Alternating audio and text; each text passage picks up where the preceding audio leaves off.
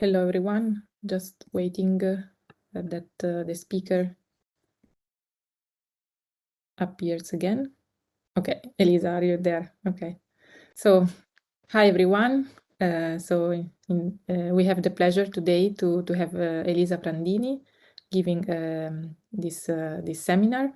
So, Elisa, in the meanwhile, if you want to start sharing your presentation, I just want to say a few words to introduce you. So let me just thank you for accepting our invitation. And so Elisa Prandini is going to tell us today about gamma rays. So just a bit of introduction about Elisa. She got her PhD in 2011 in the University of Padova, where she is now a researcher. She's working on astroparticle physics and cosmology, mainly focusing on gamma rays. She's involved in the MAGIC collaboration, in the LST, in the SWGO collaboration, and in the CTA consortium. She's focusing her activity in the study of galaxies which are active in the gamma ray energy band. But I can also say that she is very active in giving outreach talks and participating to outreach activities, I think to every kind of age of pupils and students. So I'm very happy that she's today with us. And okay, Elisa, you can start when you want. Hi, I hope you can hear me. Yes, we can. Excellent. So thank you very much for this invitation. It's a pleasure for me to talk today about gamma rays that, as you will see, is a window, and a very interesting one, on the high energy universe. I will start from the very basic, describing what are gamma rays and what is their role in the description of the non-thermal universe. Then I will highlight the main observational properties and techniques of gamma ray instruments as the one that you see here. That is the MAGIC telescope. And finally, I hope to have time to show you a couple of examples of observations that have been recently done with this kind of telescopes. So let's start our travel inside the electromagnetic spectrum. I would like to start with this image. I hope it is not too tiny to see the numbers. So here you see a lot of information. We can start focusing on the definition of the electromagnetic spectrum that, as you know, includes radio waves, microwaves, visible light, up to gamma rays. All these different rays are not, in fact, different. They are part of the same physical entity that is the electromagnetic spectrum, because all these rays or waves are, in fact, can be described as waves whose difference is mainly only the wavelength of the wave. This is represented in this picture quite nicely. You see radio waves have a larger wavelength, while you go on this direction and you decrease the wavelength, you arrive at the gamma rays. You might be familiar with this famous relation that connect the wavelength of a photon, of one of these particles, describing the electromagnetic spectrum and its energy. So while when we have large wavelength, we are talking about not energetic photons. You can see this here in this upper arrow, where the energy in electron volts, that is the unit usually used by physicists, is displayed. So you see, we start from very tiny energies, 10 to the -8 electron volt in the radio wave regime, and we increase the energies up to 10 to the 15 and beyond. There is not a limit for gamma rays. And the relative wavelength size is represented in the middle drawings.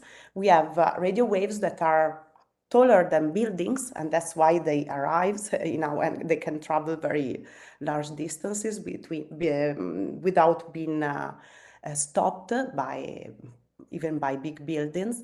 And then we go down to smaller sizes that can be indeed investigated also using this kind of radiation. So here it would be nice to make some math and ask ourselves, for example, let's try to estimate what is the wavelength of, for example, visible light. We know that visible light has few electron volts, and if we apply this rule using this constant, h is the Planck's constant and c is the speed of light, we can estimate what is the wavelength of visible light, and the same we can estimate the wavelength of a radio wave and the wavelength of a gamma ray. You can try it by yourself. I will simply switch slide and put your attention on the upper part of this drawing now that appeared, where you can see that close to the energy in the electron volt appears the wavelength in meters. So you see that the wavelength of a radio wave is really from few meters to hundreds of meters. The wavelength of visible light is at the order of 10 to the minus 7 meters, while for gamma rays we are talking about 10 to the minus 16, 17 meters. It's really a huge difference, not only in energy but also in wavelength in meters. So when we talk about gamma rays, we are talking about radiation that is highly energetic and wavelengths that are really extremely small, okay, in the panorama of the electromagnetic spectrum. And which are the sources of this radiation? Here, some of them are displayed. You all know that the sun is a source of visible light. For example, antennae are sources of radio waves, while very high energy cosmic sources, such as we will see it later, active galaxies, are natural sources of gamma rays. Indeed, we humans have been able to produce artificially X-rays, for example, or low energy gamma rays that we use for medicine. So this kind of radiation can be also artificially produced for our purposes, for what we need. This is to make you laugh. This is a picture of myself in Trento, in a fantastic museum.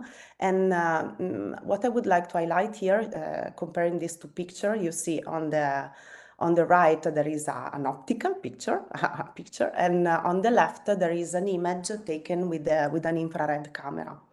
And the two images are images of the same body, my body, but they are giving us different kind of information.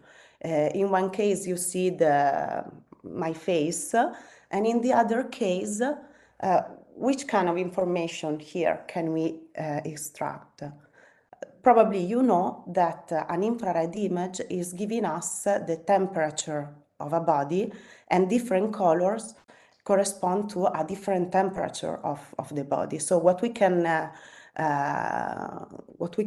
putting together these two kind of information is my face, but also the places of my face that are warmer or colder, and the same for my hands, right? So this is an approach called the multi-wavelength approach to the study of, in this case, a person, but it can be applied also to a celestial body, where we use different kind of information taken with different instruments to extract as much information as possible about that body.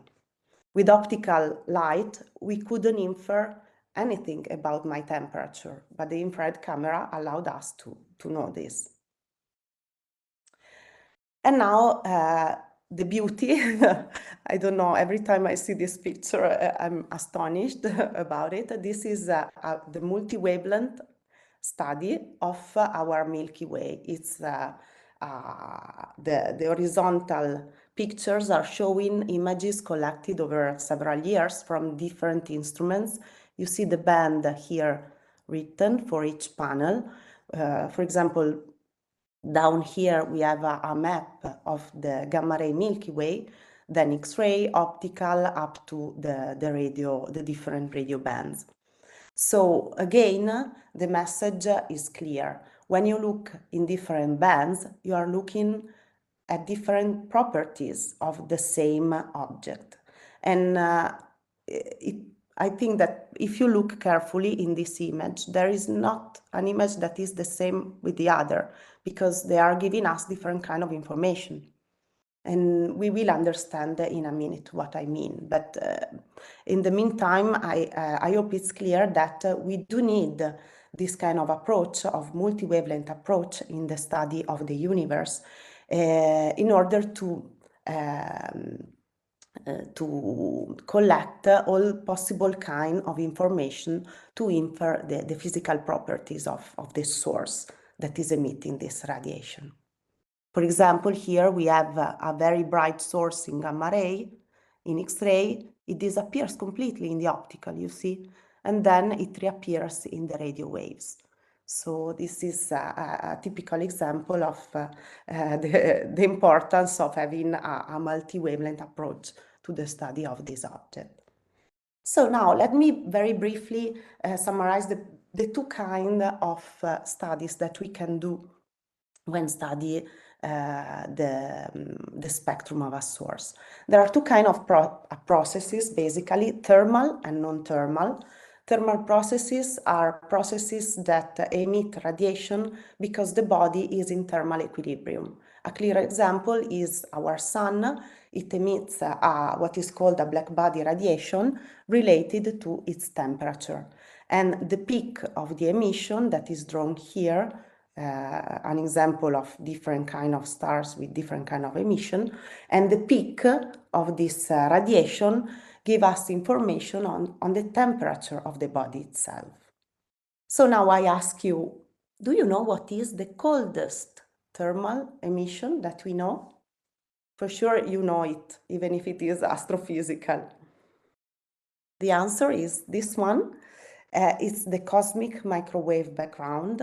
It is a black body spectrum, so this is due to a phenomenon that was in thermal equilibrium, our universe, and due to the expansion of the universe, these photons cooled down, and now the temperature of this radiation is 2.7 Kelvin, so it's really close to zero. Other examples are, again, in the radio band, we have this cosmic microwave background. Then in infrared, this is the thermal emission. Our sun, or in general stars, emit optical radiation. And at the highest energy tail, we do have X-rays from clusters of galaxies interacting between them. You see that here we do not have gamma rays. That's because we do not know any astrophysical object so hot to emit photons so energetic. So gamma rays are usually, as far at least as I know, are not due to thermal radiation, to an object that is in thermal equilibrium, because this extremely high temperature doesn't exist in the universe. So how can we produce then gamma rays? Why do we see our Milky Way so bright in gamma rays? What is it due to? I will answer in a minute. Here, just again, appreciate the different view of a galaxy in their different thermal emission. I will share with you the slide if you want to read the details. Now I have to speed up a bit.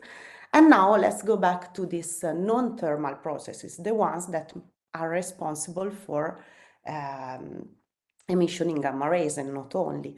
There are a lot of them. You need to study a lot of physics to know all the details about this many non-thermal processes.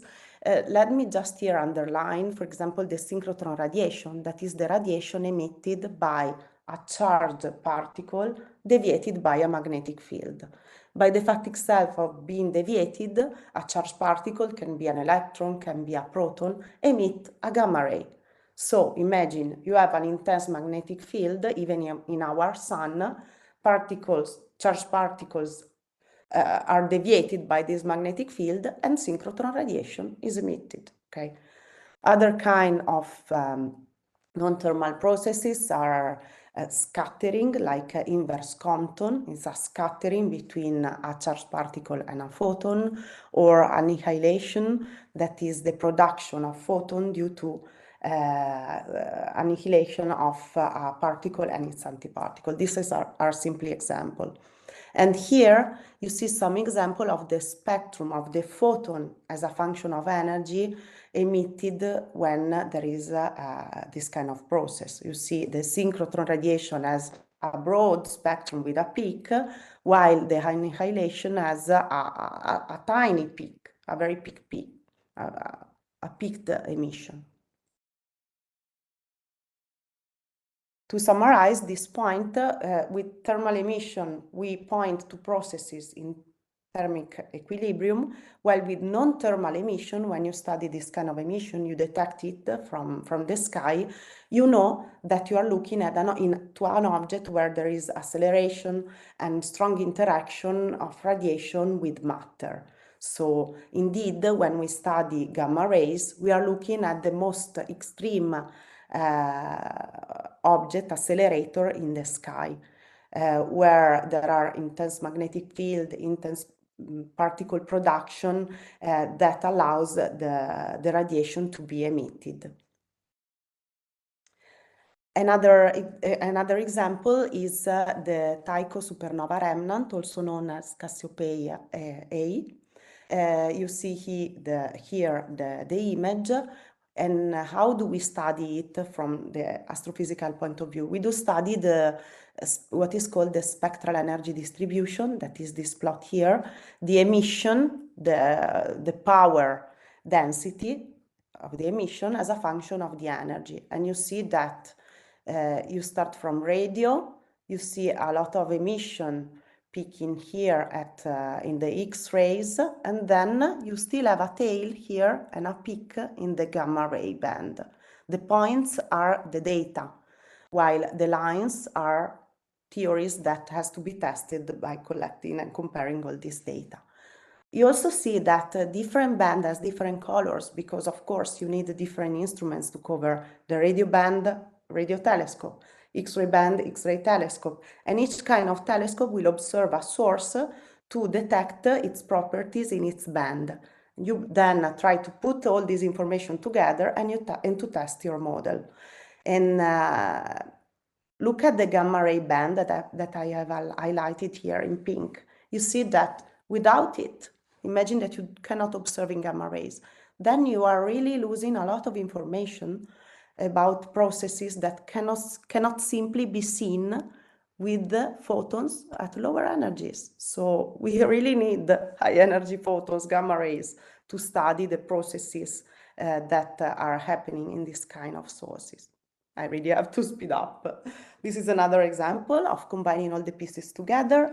This is another supernova remnant called the Crab Nebula. You clearly see that different bands give us different information. And again, how do we study this object? Looking at its spectral energy distribution and combining all the pieces together. Now, this beautiful image is a collection of other supernova remnants where all these extremely energetic processes are taking place, and we try to study by observing with all these telescopes the radiation. But now I would like to focus on the gamma ray observation technique. Again, I will take it a bit large, but quick. And I would like to start from this important image, that is the image of our atmosphere.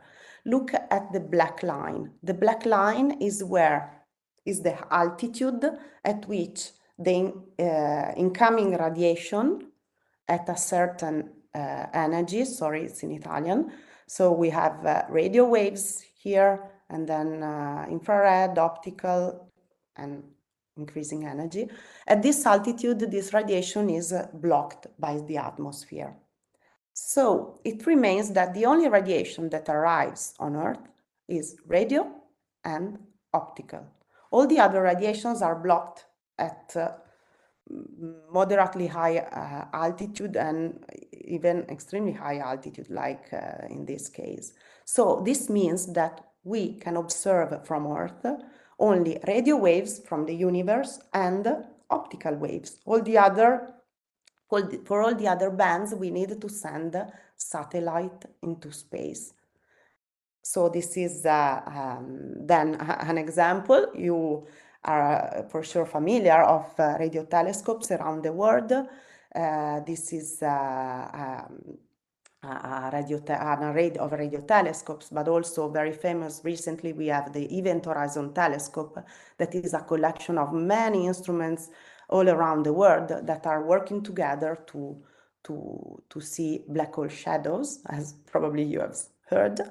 Then in infrared, we have James Webb, that is a satellite. The infrared light is completely blocked by our atmosphere, so we need to send satellite into space. In optical, luckily, we can see both from Earth, but better from space due to atmospheric turbulence. In X-ray, we do need to send the satellites in space because X-rays are blocked by the atmosphere. Here we have two examples of recent instruments. This is NuSTAR, and this is a SWIFT. And finally, gamma rays. Gamma rays can be observed from space, like in this case Fermi, but also from Earth, even if gamma rays are blocked by Earth. So let's see how it works. But let me start first from Fermi. Fermi is a very successful mission started in 2008 that is observing the sky and uncovering a lot of beautiful emission at the highest energies, but it has a limit. It is small because launching in space big instruments is extremely difficult. So Fermi is 1 meter square, 1 meter per 1 meter, and at the moment it's not possible to send into space this kind of bigger instrument than this. So this translates automatically in a maximum energy that Fermi can see. You see it here. This is the Crab Nebula, spectral energy distribution, one of the nebulae that I showed you before. And Fermi observe in this energy band. It's gamma ray, but it has a limit at the highest energies because of a surface limit of collection area. And so how is it possible that we have now all these points above this energy if this telescope couldn't see these photons? Well, we have built in the last 30, 40 years detectors of gamma rays at Earth, and they work in a quite complex way because we do not observe the direct gamma rays that are here, but we observe the products of the interaction of this gamma ray with our atmosphere. For example, at high altitude, you see here 4 or 5 kilometers, we can put particle detectors and see particles, protons, that are generated when a gamma ray interacts in the atmosphere. Okay, when a gamma ray enters, it disintegrates, it creates a shower of particles, electrons and anti-electrons and protons, and you can directly detect these particles if you put a detector in at high altitudes enough, at 4 or 5 kilometers. While if you want to stay in a more human, comfortable zone, you cannot detect these particles, but you can detect a specific light called Cherenkov light that is emitted by these particles, and it travels down to our instruments. So an example of this particles array is the very recently inaugurated LASO instrument in China, located at 4,300 meters above sea level. That is a gigantic array of detectors and is already collecting extremely interesting data. While regarding these Cherenkov detectors, well, I told you, this Cherenkov light is emitted at 10 kilometers and it arrives at 3 kilometers altitude. If you put together this information with what I said before, the atmosphere is opaque to almost all the wavelength except for radio and optical. Then it turns out that this light must be either radio or optical because it arrives to our detector. And in fact, it is optical visible light that travels down to our telescopes. So these telescopes are actually, in a sense, optical telescopes because they look at the optical light related to gamma rays when they enter in the atmosphere and they interact in our atmosphere. By the way, this Cherenkov light is also observed in nuclear reactor. So this is how it was detected back 80 years ago. Example of this kind of telescopes in the world are here. There is MAGIC in La Palma, in the Canary Island, Veritas in Arizona, and HESS in Namibia. And these are the telescopes that are now observing in this energy range, the highest energies. This is a view of the MAGIC telescopes site. They are two telescopes inaugurated in 2004 in the Roque de los Muchachos Observatory. By the way, this small, here, okay, there are a lot of telescopes in this site because this is the best sky of Europe. And one important thing to underline is the field of view of these telescopes. The region of the sky that they can see is quite small, is only 3.5 degrees. To have a feeling, consider that your thumb is roughly 0.5 degrees. So it's just 7 thumbs around the field of view of MAGIC. You need to point a source to know where to look because the field is small.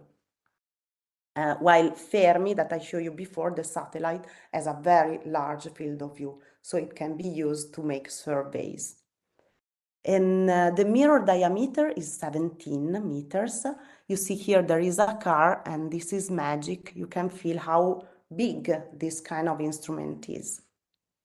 It can be operated only during night because we observe at the end optical light, so we do not, we must get rid of the background, and indeed the sunlight is a too strong background to allow us to see these Cherenkov photons. And this is the future, so-called Cherenkov telescope array. The Cherenkov telescope array will be an array of telescopes in two sites. One is La Palma, close to MAGIC, that are actually here. These are the two MAGIC telescopes, and they will be soon surrounded by a lot of other telescopes of different sizes to observe this high energy sky. And the other is in Chile, where there will be another big array of telescopes. And by the way, one of these telescopes is already built. It's called Large Size Telescope number 1. There will be many in few years. Now, I would like to show you the map of the high energy sky. The background is the map the sky seen by Fermi, that as I told you, did a survey of the full sky, so we have an image of all the sky in the gamma rays. But the gamma rays at the highest energies can be seen only by our CHERENKOV instruments, and the sources are 252, so not so many. Fermi has it has more than 5,000 sources now known, so it's order of magnitude of difference, but it's a different energy band, okay? And are represented by these dots. Each dot is a very high energy gamma ray source. In the last few minutes, I will give you one example of observation of this object. And well, why do we want to study the non-thermal universe and the non-thermal universe at the highest energies? Well, indeed, first of all, to search for the highest energy processes of the universe, to know how they work, and to test our physics in these extreme conditions that at the moment are not reproducible in the accelerator. We are at energies above the human accelerators of particles.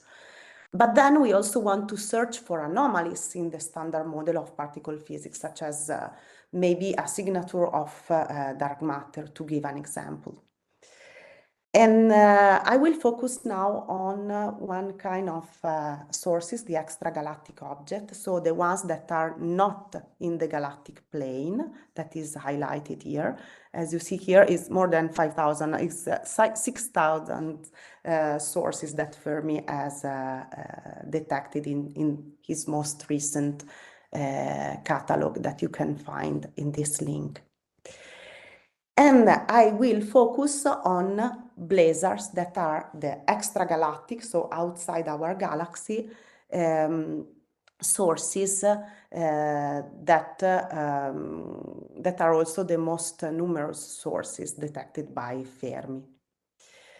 What are these blazars, or more in general, these jetted active galactic nuclei? Well, these are, in my opinion, the most interesting sources of the universe, of course.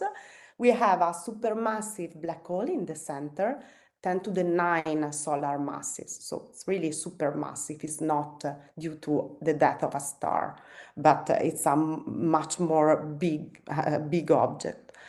Matter accretes through a so-called accretion disk, and in the jetted AGN, there are jets, this one, of particles that are emitted from a region close to the black hole, not from the black hole itself, but close to it.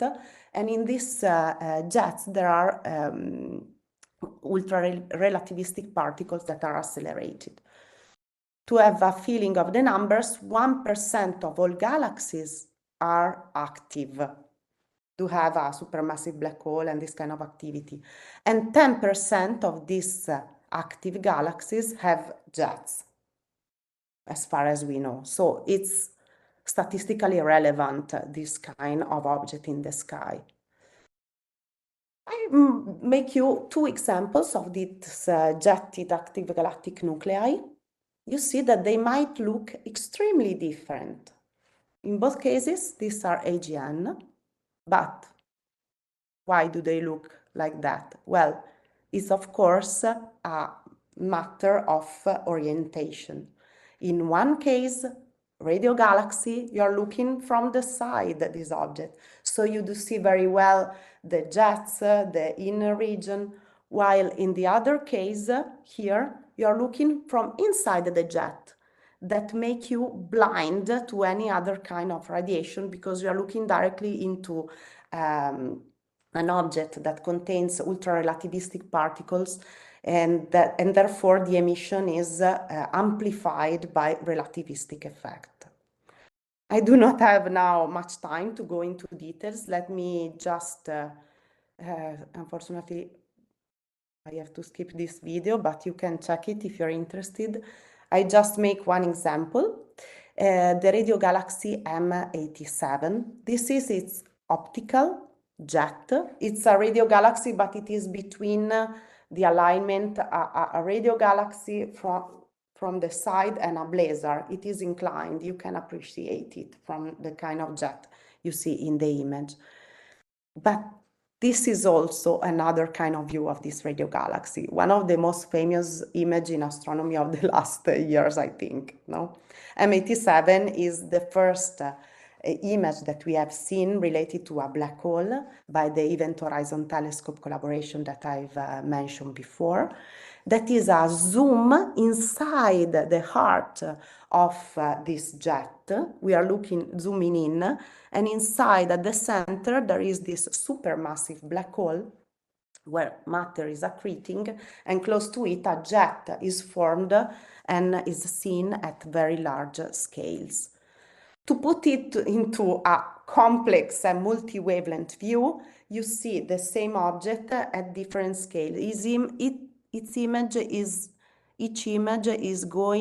zooming out here. So you start from the very heart, and then you zoom out, you see the inner part of the jet, you zoom out, and you arrive at the view from the huge jet emerging from this source. And while you zoom out, you change wavelength of observation because your capability change of imaging the object. For example, you see that only at the highest energy, when you are very large in looking at the image, appear the gamma ray information, because we are not sensitive enough, we are not capable of making images of such a small object. For that we need radio telescopes. But only putting all this together, we can have information of where the emission and which kind of emission is that, which are their properties, which kind of shocks are accelerating particles. We need all of this information put together and studied in a huge collaboration of thousands of people that are signing then this kind of papers and works. Okay, I think my time is basically over. I had a few other examples, but for the moment, let me just say that this very energy sky is really full of treasures. We have just started in the last 20, 30 years to uncover some of the mysteries, but the telescopes of new generation, the CTA, will indeed give beautiful data, beautiful results that to be analyzed together with all our colleagues from other wavelengths. Thank you. Thank you so much, Elisa, for your nice overview on gamma ray activities. And so please, if you have any questions, just write them in the chat. So in the meanwhile, I just wanted to ask you if you would like to say a few words about what you actually do during the shifts, for instance, for magic. I was wondering if I think students could be curious about what is the activity that in practice you do for the observing the sky. Well, first of all, of course, when I was a student, I was attracted by magic because of this La Palma thing. It's indeed located in a beautiful, in a natural paradise, La Palma, and well, the data taking is done by us. It's not like a typical observatory by astronomer, where you have a professional astronomer observing. You go there, you take data for all the collaboration, and you are located at the top of the mountain, and you work only during night, as I was saying, so you sleep there. You have no time to go down to the site. And usually what you do, you have to sit in this counting house. Let me go back there. That I was showing you. You are sitting there. You have to check a lot of here, this is the counting house where you stay during the night. And you have to, first of all, you have to unpark the telescope. You remove bolts because they are parked so that the sun doesn't damage this electronics. And then you stay there. You tell the telescope where to look. You check that there is nothing extremely important happening. Otherwise, you inform other astronomers via email or via other instruments.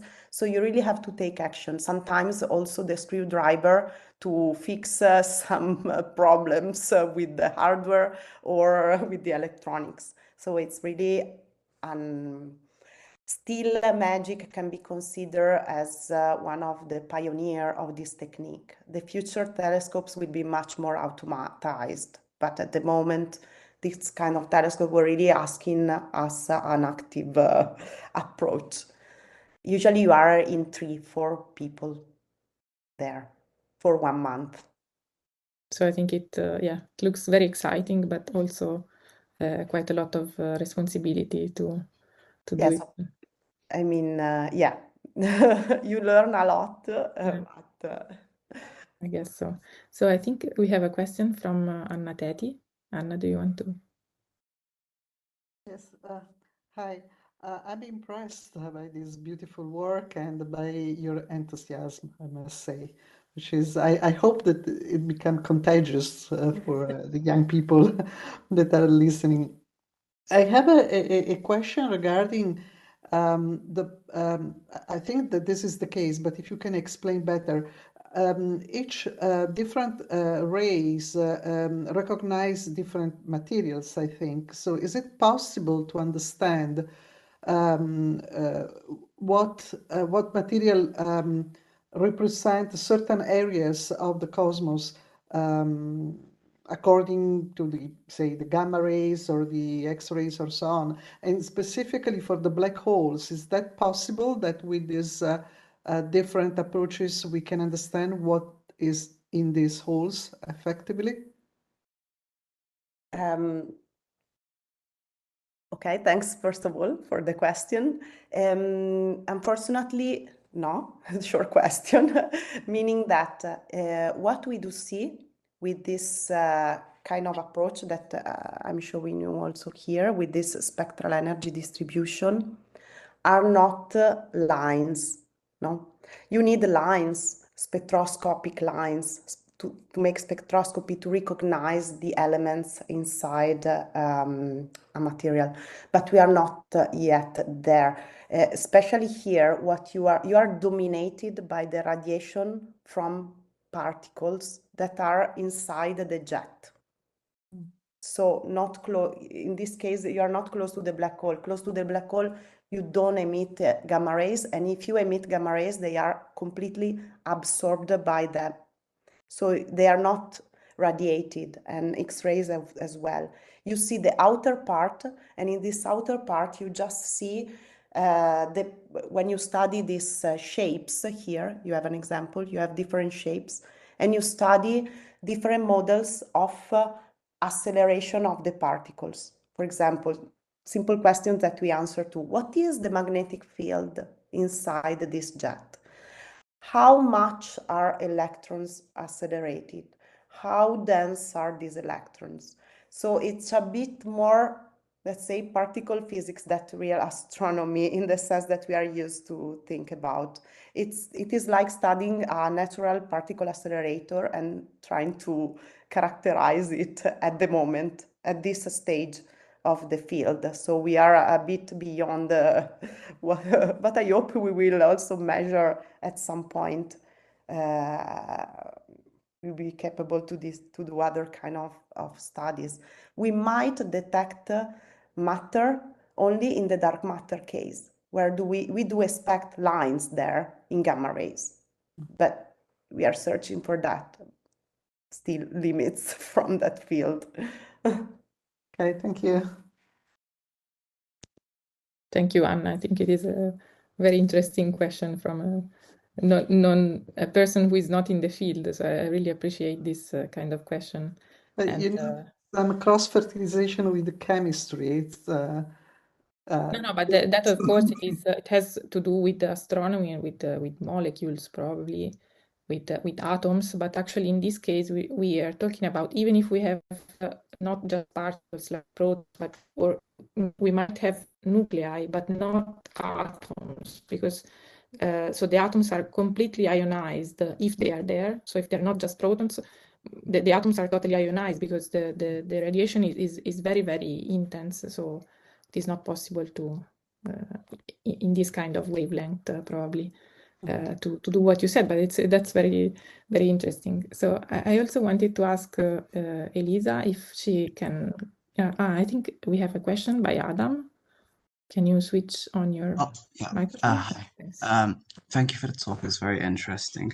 I have a curiosity relating to the supermassive black holes. You said first they tend to form at the center of galaxies, and that they can be 10 to the 9 times the solar mass. How are they formed if they're not formed as the remnants of a star? Excellent question, Adam. Unfortunately, I don't have any excellent answer, but this is one of the questions that are struggling in the community since the detection of these supermassive black holes. I mean that we observe this kind of source, supermassive black holes, down to 10 to the 6 solar masses, as far as I know. And then we have a sort of hole in the detection of middle-sized black hole, and we go down to stellar mass black holes. So there must have been a process at some point in the evolution of the universe where there was possibly merging of galaxies that induced the formation of this kind of objects. But as far as I know, there is not yet an answer on that. It's related to structure, to galaxy formation itself, and still we don't know. Okay, thank you very much, though.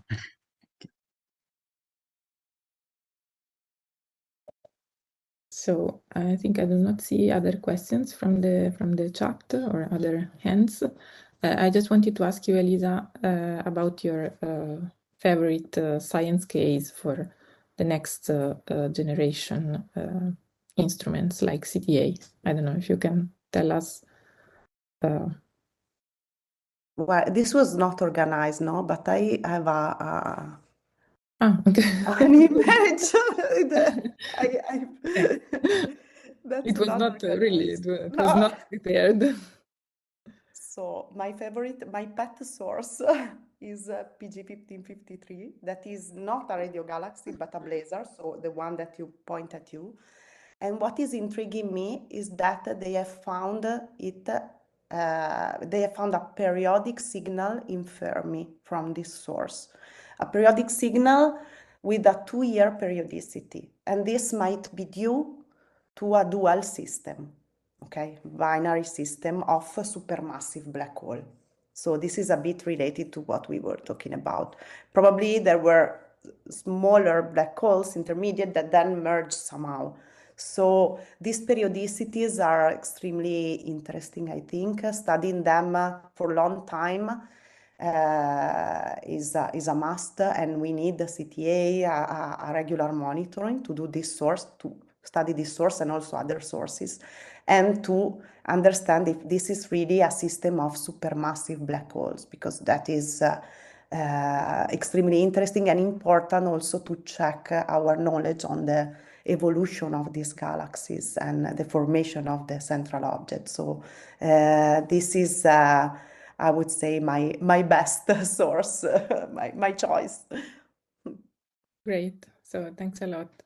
So I think I do not see other hands among the participants. So let me just thank you again for the time for this time today. And I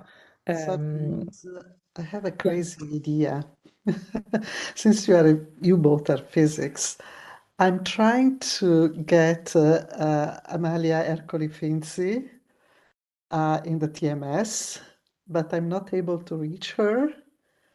Is there any possibility for you to contact her? Do you know her? Do you have any address? Because that would be great to have such an old, fascinating lady talking about her discovery in space. And maybe you can organize it and we share. we can try. Yes, thanks for. Some years ago, when there was the Rosetta event, I was able to contact her because I found the email address, and she was nice to answer to me, but she was too busy, and so she could not accept. But maybe some people in the field contact her could be better. What do you think? We can make We it can a think video about that. conference. Yeah, it is a different field, but still, of course, one Okay, can. but you understand each other much better than myself with her.